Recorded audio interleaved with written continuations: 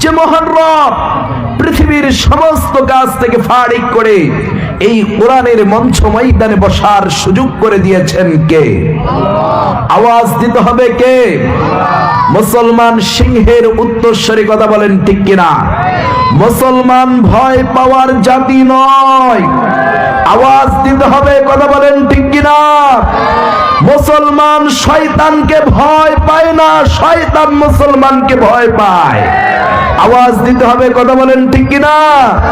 এই মুহূর্তে যেই সমস্ত ভাইয়েরা আমাদের মাহফিলের বাহিরে রাস্তার তিন মাথার মোড়ে মোড়ে দাঁড়িয়ে আছেন এবং চা চিবাচ্ছেন, চা খাচ্ছেন, পান চিবাচ্ছেন আর বলতেছেন যে হুজুরের আলোচনা তো মসজিদে প্রতি জুমায় শুনি, না গেলে কি হবে, প্রধান বক্তা আসুক, এরকম চিন্তাধারা আছে না নাই? আমি এই মুহূর্তে যুবক ভাইদের প্রতি দৃষ্টি আকর্ষণ করে বলছি, যুবক ভাই, যেই বুদ্ধিমত্তার কারণে, যেই বুদ্ধি দিয়ে তুমি এই চিন্তা ফিকির থিওরি করেছ, এই মুহূর্তের ভিতরে যদি আজরাইল এসে বলে এ আব্দুর রহমান তোর সময় শেষ, তওবা করার সুযোগ পাইবে? আওয়াজ দিয়ে বলতে হবে, তওবা করার সুযোগ পাবে? তওবা করার সুযোগ পাবে না, কথা বলেন ঠিক কিনা? মেন্ডেলের ভিতরে যারা বসবে তারা মেহমান কার? আওয়াজ দিয়ে বলতে হবে কার? এখানে বসলেই জীবনের গুনাহ মাফ করবেন কে? আরেকটু আওয়াজ দিয়ে বলতে হবে কে? প্যান্ডেলের বাহিরে যারা আছে শয়তান তাদের ধোঁকা দিতেই পারে, কথা বলেন ঠিক কিনা? আমাদের এলাকায় মুরগি আছে না, মুরগি, হ্যাঁ, আবার কোন কোন এলাকায় চড়াই বলে। এই মুরগি যখন ডিম পারে, ডিম পাড়া থেকে শুরু করে 1 2 3 4 5 10 12 14 15 হয়তো 18টা 20টা পর্যন্ত ডিম পারে, কথা বলেন ঠিক কিনা? এই ডিমগুলো পাড়ার পরে মুরগির এমন একটা পর্যায়ে চলে যায়, যেই পর্যায়ে যাওয়ার কারণে মুরগি তখন কি যেন একটা আওয়াজ দেয়, সেটার নাম জানো কি? উসুম। উসুম বসবে, তাকে ডিম তা দেওয়ার জন্য বসিয়ে দেয় আমার মা বোনেরা, কথা বলেন ঠিক কিনা? মুরগি যখন ওই আপনার পাতিলের ভিতরে খেয়ার বলুন আর যাই বলুন না কেন, মুরগির ডিম দিয়ে যখন মুরগিকে বসায় দেয়, 1 দিন 2 দিন 3 দিন 18 দিন বা 21 দিন পরে ওই মুরগি কিন্তু বাচ্চা ফুটায়, কথা বলেন ঠিক কিনা? এখন আমি 20টা ডিম দিয়েছি, 20টার মধ্যে 12টার বাচ্চা ফুটছে, আর 8টা কি হয়েছে? জোরে বলেন, নষ্ট। কেউ বলে ঘলঘলিয়া, কেউ বলে এটা বাওয়া, কথা বলেন ঠিক কিনা? এখানে আমি যুবক ভাইদেরকে দৃষ্টি আকর্ষণ করে বলছি, যুবক ভাই, এই জায়গাটা যতদূর পর্যন্ত সামিয়ানা দেওয়া আছে এটা আল্লাহর রহমতের ভিতরে আছে, কথা বলেন ঠিক কিনা? ওই মুরগির ডিম কি আমরা ভেজে খাই? কেউ ভাজি খাবে, কেউ কিন্তু খায় না। তার স্থান কোথায়? নর্দমা, জঙ্গল, বালজারের ভিতরে, কথা বলেন ঠিক কিনা? এ যুবক ভাই, আমি তোমাদের দৃষ্টি আকর্ষণ করে বলছি, মাহফিলে বসো, জীবনের গুনাহ মাফ করবেন কে? আওয়াজ দিয়ে বলতে হবে কে? আমরা সেই মহান রবের দরবারে শুকরিয়া জ্ঞাপন করি, সকলেই বলি আলহামদুলিল্লাহ। অসংখ্য দরুদ সালাম শোষিত, নির্যাতিত, নিপীড়িত মানবতার মুক্তির দিশারি দুলালে আমিনা শাইখে Madina, leader of the world, জগৎগুরু বিশ্ব নবীর শানে প্রেম ভক্তিগত চিত্ত নিয়ে আমরা সকলেই জবানকে বুলন্দ করে দিয়ে বলছি সাল্লাল্লাহু আলাইহি ওয়াসাল্লাম। সম্মানিত প্রিয় উপস্থিতি, আজকের এই মাহফিল কিসের মাহফিল? আওয়াজ দিয়ে বলতে হবে কিসের মাহফিল? আর একটু জোরে বলতে হবে কিসের মাহফিল? এটা কি 2023-24 সাল না 2025? জোরে বলতে হবে, এটা কি 2025 না 24-23? যদি 2025 থাকে, এখানে গলা উঁচু করে বলতে গিয়ে কেউ আপনাকে হামলা করবে, কেউ আপনাকে গালি দিবে, কেউ আপনার বিরুদ্ধে কথা বলবে। কোরআনের জন্য বাংলার জমিন উর্বর হয়ে গিয়েছে, কথা বলেন ঠিক কিনা? এখানে আল্লামা সাঈদীর মতো আলোচনা হবে, কথা বলেন ঠিক কিনা? মামুনুল হকের মতো গর্জিয়াস ভাবে আওয়াজ দিবে, কথা বলেন ঠিক কিনা? এখানে কেউ বাধা দেওয়ার মতো কোনো সাহস নাই, কথা বলেন ঠিক কিনা? ইসলামের শত্রুরা আল কোরআনের আলো দিনী ভাইয়েরা, এজন্য আওয়াজ বুলন্দ করার দরকার আছে না নাই? আজকের এই মাহফিল কিসের মাহফিল? আওয়াজ দিয়ে বলতে হবে কিসের মাহফিল? কোরআনের মাহফিল। কোরআন শ্রেষ্ঠ, আল্লাহ শ্রেষ্ঠ, কথা বলেন ঠিক কিনা? আল্লাহ যদি শ্রেষ্ঠ হয় তার হাবিব শ্রেষ্ঠ, কথা বলেন ঠিক কিনা? হাবিব যদি শ্রেষ্ঠ হয় তার উম্মত শ্রেষ্ঠ, কথা বলেন ঠিক কিনা? আমার দিনী ভাইরা, আজকের এই মাহফিলে আসতে পেরে বসতে পেরে আপনারা খুশি না বেজার? আওয়াজ দিয়ে বলতে হবে খুশি না বেজার? যারা হয়েছি খুশি, মুখে নিয়ে হাসি, আর একবার জোরসে বলি আল্লাহু আকবার। আপনাদের স্বতঃস্ফূর্ত আওয়াজ আমি পাচ্ছি না। আমি এখানে ইসলামী মর্দে মুজাহিদ পাচ্ছি না। ইসলামের জন্য জীবন থাক আর যাক চিন্তা করা যাবে। আমি এই মুহূর্তে এমন একজন যুবক চাই মঞ্চ ময়দান থেকে, যেই যুবকের আওয়াজ এখান থেকে মদিনাওয়ালা শুনতে পারবে, কথা বলেন ঠিক কিনা? একটা তাকবীর দিব, যেই তাকবীরের কারণে ভারতের নরেন্দ্র মোদীর কলিজা থরথর করে কাঁপবে, কথা বলেন ঠিক কিনা? বাংলাদেশের ফ্যাসিবাদ সরকারকে যেই আদলে নরেন্দ্র মোদী রাখছে, নরেন্দ্র মোদীর কলিজা থরথর করে কাঁপবে, বাংলার দিকে আঙ্গুল উঠাতে পারবে না, কথা বলেন ঠিক কিনা? আমার দিনী ভাইয়েরা, এজন্য আমাদেরকে মর্দে মুজাহিদের মতো একটা তাকবীর দেখতে চাই। কে আছেন একটা নারা লাগা?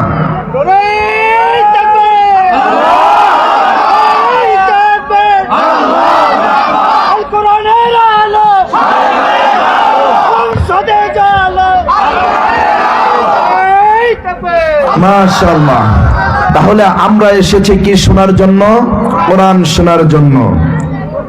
আল্লাহ রাব্বুল আলামিন বলেন, وَإِذَا قُرِئَ الْقُرْآنُ فَاسْتَمِعُوا لَهُ وَأَنصِتُوا لَعَلَّكُمْ تُرْحَمُونَ।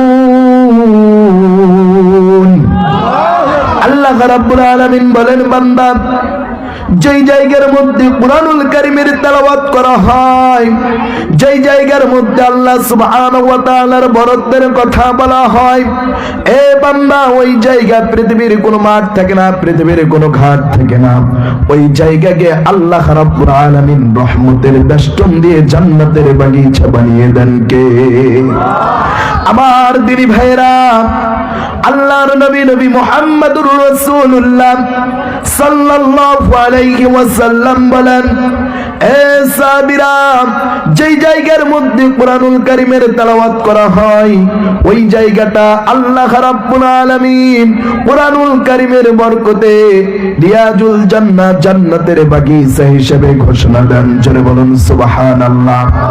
আমার দিনী ভাইরা, আল্লাহ রাব্বুল আলামিন অপর আয়াতের ভিতরে বলেন, ওয়াসারিউ ইলা মাগফিরাতিম মির রাব্বিকুম ওয়া জান্নাতুন আরদুহাস সামাওয়াতি ওয়াল আরদ। আল্লাহ রাব্বুল আলামিন বলেন, বান্দা দৌড়াও, দৌড়াও বান্দা, প্রতিযোগিতার মাধ্যমে দৌড়াও। আমার আল্লাহ রাব্বুল আলামিন আমাদের প্রিয় শহর পাটগ্রামের দিকে দৌড়াইতে বললেন না, আমাদের জেলা শহর লালমনিরহাটের দিকে দৌড়াইতে বললেন না, আমাদের বিভাগীয় শহর রংপুরের দিকেও দৌড়াইতে বললেন না, আমাদের রাজধানী শহর ঢাকার দিকেও দৌড়াইতে বললেন না। আমার আল্লাহ রাব্বুল আলামিন পৃথিবীর অন্য কোন দেশের দিকে দৌড়াইতে বললেন না। আমার আল্লাহ সুবহানাহু ওয়া তাআলা কেবল মাত্র বলেন, বান্দা দৌড়াও, দৌড়াও বান্দা, প্রতিযোগিতার মাধ্যমে দৌড়াও।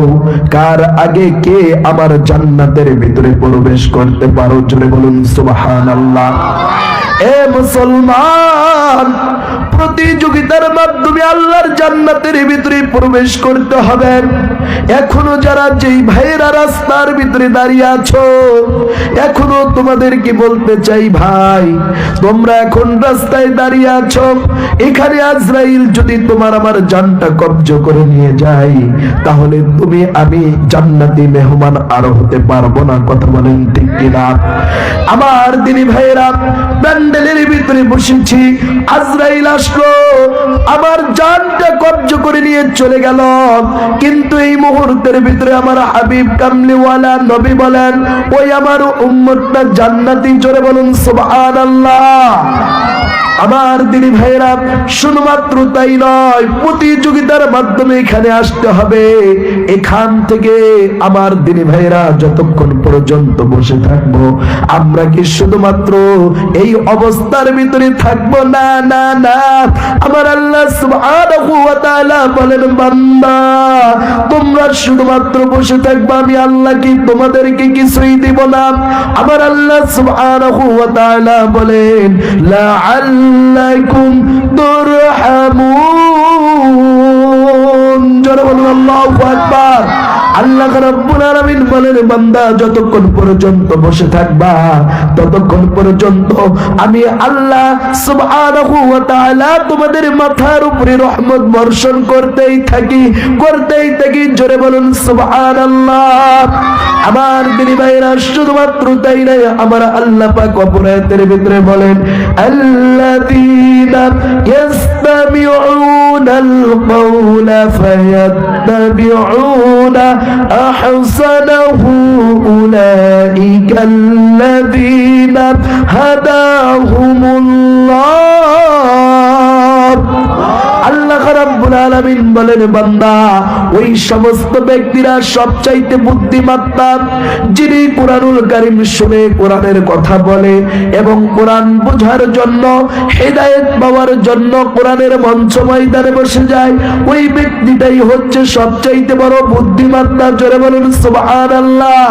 আমার দিনী ভাইরা, আমরা যারা বসেছি, হয়তো কিছু কিছু লোক আমাদেরকে বলতে পারে, এই সমস্ত ব্যক্তিরা খড়ের উপরে বসেছে, এই খড়ের উপরে বসে থেকে শীত লাগবে, ঠান্ডা লাগবে, কিন্তু আমরা দাঁড়িয়ে থেকে কথা শুনি।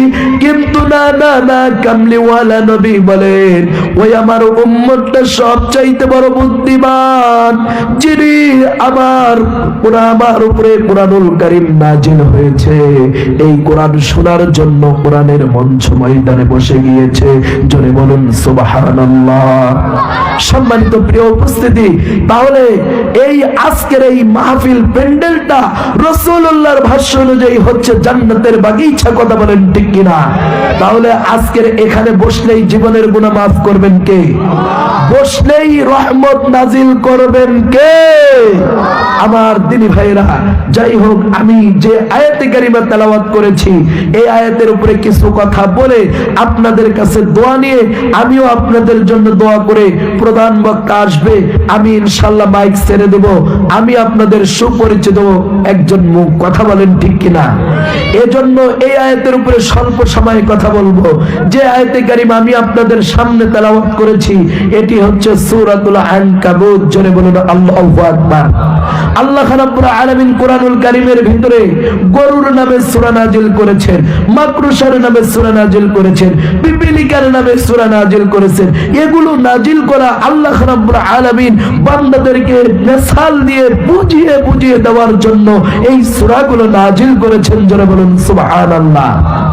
আমার দিনী ভাইরা, আল্লাহ রাব্বুল আলামিন এই আয়াতের ভিতরে বলছেন, আহাসিবান নাস, ও মানুষ সকল তোমরা শুনে রাখো, আইয়ুতরাকু আইয়াকুলু, তোমরা কি মনে করেছো, তোমরা যদি বলো আমি ঈমানদার, আমি মুত্তাকি, আমি তাহাজ্জুদ পড়ি, আমি জুমার নামাজ পড়াই, আমি অমুক হাজী, আমি অমুক দানবী, কিন্তু মুখে মুখে ঈমানদারের দাবি করলা, এগুলো মুখে মুখে দাবি করলে আমি আল্লাহ কবুল করব না। জোরে বলুন সুবহানাল্লাহ। এগুলো কবুল করতে হলে আপনাকে আমাকে মাঠে প্র্যাকটিক্যাল করতে হবে, আমল বিন আরকানের সাথে কাজ করতে হবে। কথা বলেন ঠিক কিনা? আমার দিনী ভাইয়েরা, আল্লাহ রাব্বুল আলামিন বলেন, আহাসিবান নাসু আইয়ুতরাকু আইয়াকুলু আমান্না ওয়া হুম লা ইউফতানুন। আল্লাহ রাব্বুল আলামিন বলেন, ও বান্দারা, তোমরা মুখে মুখে ঈমানদার দাবি করলে আমি আল্লাহ তোমাদেরকে ঈমানদার হিসেবে ঘোষিত করব না। ঈমানদার হতে গেলে ঈমানদারের অগ্নি পরীক্ষা তোমাদেরকে দিতে হবে। যদি তুমি অগ্নি পরীক্ষায় যদি পাস করতে পারো, আমি আল্লাহ তোমাদেরকে সার্টিফিকেট দিয়ে দিব। রাদিয়াল্লাহু তাআলা আনহু ওয়া রাদু আন, তোমরা আমার প্রতি সন্তুষ্ট ছিলে, আমিও তোমাদের প্রতি সন্তুষ্ট হয়ে গেলাম। জোরে বলুন সুবহানাল্লাহ। আমার দিনী ভাইরা, আল্লাহর নবী মুহাম্মদুর রাসূলুল্লাহ সাল্লাল্লাহু আলাইহি ওয়াসাল্লাম, যিনি পৃথিবীর একমাত্র রহমত ছিল, যেনার রহমতের কারণে আল্লাহ পাক 18,000 মাখলুকাত তৈরি করেছেন, কুল কায়নাত তৈরি করেছেন। আল্লাহর নবী এই পৃথিবীর জমিনে এমন একটি সময় আসলেন, যেই সময়ের মানুষগুলো অন্ধকারের ভিতরে নিমজ্জিত ছিল। সেই সময়ের মানুষগুলো বর্বরতার যুগের ভিতরে ছিল। আমার দিনী ভাইরা, আল্লাহর নবী যখন 570 খ্রিস্টাব্দে এই পৃথিবীর জমিনে আসলেন, সেই মুহূর্তে নারীদের অধিকার ছিল না, বড়দের অধিকার ছিল না, বাবার সম্মান ছিল না ছেলের কাছে, ছেলের তাজিম ছিল না বাবার কাছে। এমন একটা বর্বরতার যুগ ছিল, যেই নবী আসার কারণে নারীদের সম্মান বেড়ে গেল, বড়দের সম্মান বেড়ে গেল, ছোটদের স্নেহ বেড়ে গেল। মানুষ একটা মানবিকতা পেল, মানুষ এমন একটি শান্ত শ্রেষ্ঠ একটা যুগ পেল, যেই যুগ পৃথিবীর ইতিহাসে সোনালী যুগ হিসাবে মনীষীরা আখ্যায়িত করেছেন। জোরে বলুন সুবহানাল্লাহ। এই রাসূল পৃথিবীর জমিনে আসলো, আসার কারণে মুসলমান পৃথিবীতে মানুষ সাম্য পাইল, পৃথিবীর মানুষ ভদ্রতা পাইল। এই রাসূল আসার কারণে মানুষদেরকে এমন কিছু আল্লাহ সুবহানাহু ওয়া তাআলার দিক নির্দেশনাগুলো বোঝাচ্ছিল।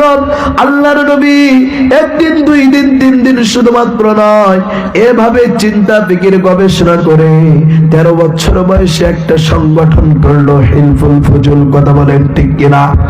আমার দিনী ভাইয়েরা, এই সংগঠন করার পরে মানব রচিত সংগঠন দিয়ে পৃথিবী চলে না। কথা বলেন ঠিক কিনা?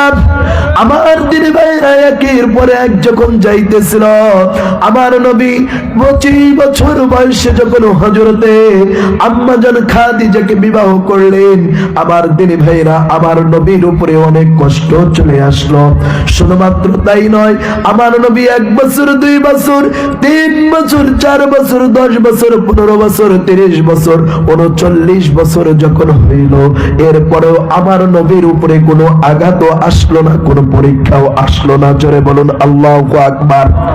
যেদিন আমার নবীর বয়স 40 হয়ে গেল, 40 বছর হওয়ার সাথে সাথে আমার আল্লাহ রাব্বুল আলামিন বলেন, হাবিবুল্লাহ, আপনাকে আর হিরা গুহার পর্বতে, হিরা পর্বতের গুহায় থাকতে হবে না, আপনি এখন প্রকাশ্যে কালিমার দাওয়াত দেওয়া শুরু করে দেন। জোরে বলুন সুবহানাল্লাহ। আমার নবী কালিমার দাওয়াত দেওয়া শুরু করে দিল। আমার নবীর উপরে পর্যায়ক্রমে যখন কষ্ট আসতেছিল, পরীক্ষা আসতেছিল, আল্লাহ রাব্বুল আলামিন আমার নবীকে সেভ করতেছিল। শুধুমাত্র তাই নয়, ঈমানের অগ্নি পরীক্ষা নবী আলাইহিস সালাতু ওয়াসসালাম দিয়েছে। কথা বলেন ঠিক কিনা? আমার দিনী ভাইরা, আল্লাহর নবী যেই দিন শিখিয়েছিল, এই দিন শেখার কারণে জাহান্নামী মানুষগুলো জান্নাতের মেহমানে পরিণত হয়েছিল। জোরে বলুন সুবহানাল্লাহ। শুধুমাত্র তাই নয়, এই পৃথিবীর সবচেয়ে বড় কুখ্যাত, যার ক্ষমতার কারণে, যার নেতৃত্বের কারণে ছোট বাচ্চারা যার নাম শুনলে তারা কান্না থামা দিত, যার নাম হচ্ছে হযরত ওমর ফারুক। এই হযরত ওমর ফারুকের কথা শুনলে মুসলমান ছোট বাচ্চারা কান্না থেমে দিত, মনে করত ওমরের যে রাগ, এই ওমর যদি ধরে তা আমাকে মেরে ফেলবে। শুধুমাত্র তাই নয়, আমার দিনী ভাইয়েরা, এরকম মানুষ জান্নাতের সার্টিফিকেট পাইল। কেন পাইল? আমার নবীর চেহারার দিকে তাকিয়ে, আমার নবীকে ভালোবেসে, আমার নবীকে কলবে কলিজায় ধারণ করে ওই মুহূর্তের ভিতরে তারা কিন্তু জান্নাতের সার্টিফিকেট পাইল। জোরে বলুন আল্লাহু আকবার। এমনই একজন সাহাবী ছিলেন যার নাম হচ্ছে হযরতে খাব্বাব। কি নাম? আমার দিনী ভাইরা, হযরতে খাব্বাব রাদিয়াল্লাহু তাআলা আনহু এমন একজন সাহাবী ছিলেন যেই সাহাবী তার জীবন দশায় এত কষ্ট করেছে, ঈমানের অগ্নি পরীক্ষা দিয়েছিল, যেই পরীক্ষা দেওয়ার কারণে আমার দিনী ভাইরা এই সাহাবী আমার আল্লাহর কাছে অনেক মনোনীত হয়ে গিয়েছিল। জোরে বলুন সুবহানাল্লাহ। নারে তাকবীর, নারে তাকবীর। আমার দিনী ভাইরা, হযরতে খাব্বাব রাদিয়াল্লাহু তাআলা আনহু মসজিদ নববীর ভিতরে সাহাবায়ে কিরামদের সাথে যখন নামাজ আদায় করতেছিল, এমন অবস্থায় হযরতে ওমর ফারুক রাদিয়াল্লাহু তাআলা আনহুর জামানায় ওমর ফারুক ওই মুহূর্তের ভিতরে ফজরের নামাজ পড়ে হযরতে সাহাবায়ে কিরামদের সামনে মুখটা ফিরায়া ওই মুহূর্তের ভিতরে সাহাবীদেরকে ডাক দিয়ে বলছিল, ও আল্লাহর নবীর সাহাবীরা, তোমরা কি শুনেছো? বলে কি? আমিরুল মুমিনিন বলে, আল্লাহ রাব্বুল আলামিন আজকে আমাকে এমন একটা স্বপ্ন দেখিয়েছেন, যেই স্বপ্নের ভিতরে আমি দেখতেছিলাম আল্লাহ রাব্বুল আলামিনকে কে যেন প্রশ্ন করতেছিলাম, ও রব্বে কারীম, এই পৃথিবীর জমিনে অনেক খলিফা প্রতিনিধি আপনি প্রেরণ করেছেন, অনেক মানুষ প্রেরণ করেছেন, অনেক মানুষ তারা ঈমানের অগ্নি পরীক্ষা দিয়েছে, অনেক মানুষ জান্নাতের সার্টিফিকেট পেয়েছেন। ও রব্বুল আলামিন, আপনি কার আমল, কার দিক নির্দেশনাকে আপনি সবচাইতে বেশি পছন্দ করেছিলেন? আমার আল্লাহ ডাক দিয়ে বলেন, এই পৃথিবীর জমিনে একজন মানুষের কষ্ট এবং আমল পরীক্ষা, ঈমান কবুল করাটা আমি আল্লাহর সবচাইতে বেশি ভালো লেগেছে। জোরে বলুন সুবহানাল্লাহ। এই কথা বলার সাথে সাথে আমিরুল মুমিনিনকে সাহাবায়ে কিরাম ডাক দিয়ে বলছেন, ও আমিরুল মুমিনিন, আপনি কি ওই সাহাবীর নামটা কি শুনেছেন? আমিরুল মুমিনিন ডাক দিয়ে বলেছেন, হ্যাঁ, আমাদের ভিতরে ওই সাহাবী আছে। বলে, তাই নাকি? বলে, হ্যাঁ, ওই মুহূর্তের ভিতরে একজন সাহাবী ছিল যার নাম হচ্ছে হযরতে খাব্বাব। হযরতে খাব্বাবের জীবন দশায় মুসলমান যত কষ্ট করেছিল, যেই কষ্টের কারণে হযরতে খাব্বাব রাদিয়াল্লাহু তাআলা আনহু ওই মুহূর্তের ভিতরে ভেবেছিল যে আমার আল্লাহ পাক আমার কষ্টটাই সবচেয়ে বেশি পছন্দ করেছে। জোরে বলুন সুবহানাল্লাহ। আমার দিনী ভাইরা, আমিরুল মুমিনিন সাহাবায়ে কিরাম যখন প্রশ্ন করল, ও আমিরুল মুমিনিন, আপনি তার নামটা একটু বলে দেন, আমরা তার সাথে একটু দেখা করতে চাই। হযরতে খাব্বাব মনে করেছিল আমার নামটাই বুঝি বলবে, কিন্তু আমিরুল মুমিনিন ডাক দিয়ে বলছেন, হে আল্লাহর নবীর সাহাবীরা, তোমরা শোনো, আমার আল্লাহর সবচাইতে বেশি ভালো লেগেছে যার আমল, যার ঈমান, যার কষ্ট, যার পরীক্ষা সবচাইতে বেশি ভালো লেগেছেন, তিনি আর কেউ নয়, তিনি হচ্ছেন হাবশী নগর থেকে হিজরত করে আর রাসূলের হাতে হাত দিয়ে কালিমা পড়ে মুসলমান হন। তার নাম হচ্ছে হযরতে বেলাল। জোরে বলুন সুবহানাল্লাহ। আরেকটু আওয়াজ দিয়ে বলুন আল্লাহু আকবার। আমার দিনী ভাইরা, আমিরুল মুমিনিন যখন বেলালের নামটা উত্থাপন করলেন, আমিরুল মুমিনিন বেলালের নামটা উত্থাপন করার সাথে সাথে হযরতে খাব্বাব হু হু করে কান্না করা শুরু করে দিলেন। আমিরুল মুমিনিন ডাক দিয়ে বলছেন, কে এই মসজিদে নববীর ভিতরে কান্নার রোল ফেলে দিয়েছ? কি নাম? হয়তো আমি আমির হওয়ার কারণে, নেতা হওয়ার কারণে আমার দ্বারা বুঝি কোনো কষ্ট পেয়েছ। ও বাবাকে একটু হাতটা উত্তোলন করো। আমার দিনী ভাইরা, আজকে যারা সমাজে নেতৃত্ব দেয়, আজকে যারা গ্রামগঞ্জ থেকে শুরু করে রাষ্ট্রীয় ভাবে নেতৃত্ব দেয়, তাদের শিক্ষা নেওয়া দরকার হযরতে ওমরের চরিত্র থেকে। কথা বলেন ঠিক কিনা? হযরতে ওমরের কালচার থেকে যদি চরিত্র নেয়, হযরতে ওমরের কালচার থেকে যদি কালচার নেয়, তাহলে সমাজের ভিতরে কেউ আর ক্ষুধার যন্ত্রণায় কান্নায় কাতরাবে না। কথা বলেন ঠিক কিনা? আমার দিনী ভাইরা, যুগ সোনালী যুগে পরিণত হয়ে যাবে। আমার দিনী ভাইরা, আল্লাহর হাবিব নবী মুহাম্মদুর রাসূলুল্লাহর সাহাবী হু হু করে কান্না করা যখন শুরু করে দিল, ঈমান এমন একটি বিষয়, ঈমান এমন একটি বিষয়, হযরতে ওমর ফারুক রাদিয়াল্লাহু তাআলা আনহু ডাক দিয়ে বলছেন, কে কান্না করতেছ? উঠে না, দাঁড়াতে পায় না। আমিরুল মুমিনিন বলতেছে, আমার দ্বারা বুঝি তোমরা কষ্ট পাইলা? এই কষ্ট কে পেয়েছো? যদি কষ্ট পেয়ে থাকো আল্লাহর ওয়াস্তে আমাকে মাফ করে দাও, আর একটু দাঁড়াও বাবা। সে দাঁড়াতে পারে না। দুইজনের ঘাড়ে হাত দিয়ে যখন দাঁড় করাইছে, আমার দিনী ভাইরা গভীর মনোযোগ দাও। সাহাবায়ে কিরামের জীবনী থেকে কিছু নিন। আজকের এই মাহফিলে যদি এক ফোঁটা চোখের পানি যদি ফেলে আজকে যদি আমরা এখান থেকে যেতে চাই, আজকে আপনার আমার জীবনের গুনাহ মাফ হয়ে যাবে। কথা বলেন ঠিক কিনা? আমার দিনী ভাইরা, সাহাবায়ে কিরাম এমন ভাবে ওই মুহূর্তের ভিতরে কষ্ট করেছিল ঈমানের জন্য। আমিরুল মুমিনিন ডাক দিয়ে বলছেন, কে? তোমার নাম কি? বলে, আমার নাম হচ্ছে খাব্বাব। বলে, তোমার নাম খাব্বাব, কি কষ্ট, তুমি কাঁদতেছো কেন? বলছে, আমিরুল মুমিনিন, এই মুহূর্তের ভিতরে আপনি যখন বললেন ঈমান কবুল করার জন্য, আমার আল্লাহর সব চাইতে একজনের আমল, একজনের ডাক, একজনের ঈমান কবুল করা সব চাইতে বেশি ভালো লেগেছে। ও আমিরুল মুমিনিন, মনে করেছিলাম আমি খাব্বাবের আমলটাই বুঝে আমার আল্লাহর পছন্দ হয়েছে। জোরে বলুন আল্লাহু আকবার।